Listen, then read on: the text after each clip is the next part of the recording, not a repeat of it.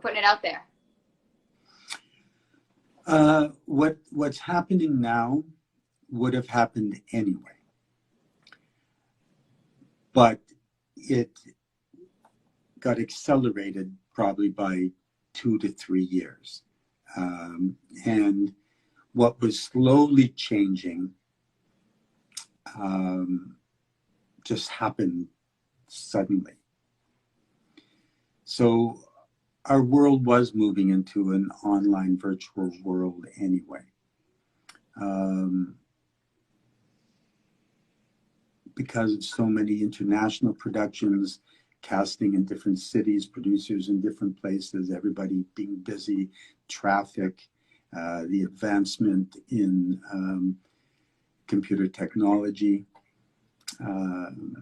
bandwidth, just so many things were going on that was going to make this more convenient anyway. So so what's happening will never go back. We're like, if one day ding dong the witch is dead and we're like all come out of our little, and you see the rainbow, it won't be the same world. It won't be the same world.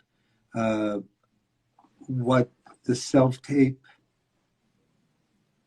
changed things, but the self-tape is now the virtual audition. Will they come back into live? Yes, for callbacks, certain kinds of projects, right. Some director-driven projects will want to be kinetic and live in the room. Others will like the distance. In some cases, it'll be just a question of taste. Right. So that part, this is our world now.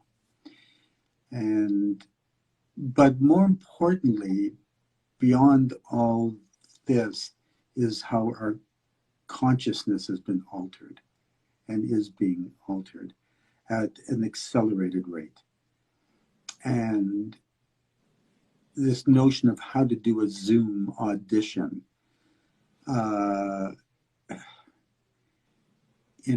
the art of this, really, it's such nonsense. The art of doing stick drawings is what it should be. Because there's a whole other world here. Like, just consider, you are sitting, I think in one of the blogs I addressed this, but you're sitting in a chair in your own home. And there's a thing called a waiting room. It's not a waiting room. Yeah. It's a graphic. Yeah. And your mind is waiting to go somewhere. Your body is where it is. So then there's a click, and then you're here, you've gone somewhere, but you haven't. So this is producing a what the fuck moment in the human brain. It has to adjust, because really, in effect, you're not going anywhere. They're coming to you. Mm-hmm. They're coming into your house. You're not going into their place. And that's huge if you can change your consciousness. We spend so much time looking at squares, like with 8, 10, 12, whatever those are, sometimes 90, 100. The human eye was not designed. Flies see the world that way. They were designed to have the world that way in honeycomb. So our eyes, the optic nerve is being altered. It's changing. We are shifting. We aren't hearing so much from a natural source of sound wave, but it's being compressed down into these little bud things we're wearing. So that means the amount of emotional data has been reduced. So we're not even getting the same amount of emotional clues from others. Forget about we can't see their whole body, Mm-hmm. but we know what tinny sound is, but it's not a natural sound coming into our ears. And even if you're not wearing buds and you're just doing it this way, it's still coming through a speaker. So that is altering the way we have to attend to things. So back to that question, although I don't think I'd ever really left it, it's just one has to have a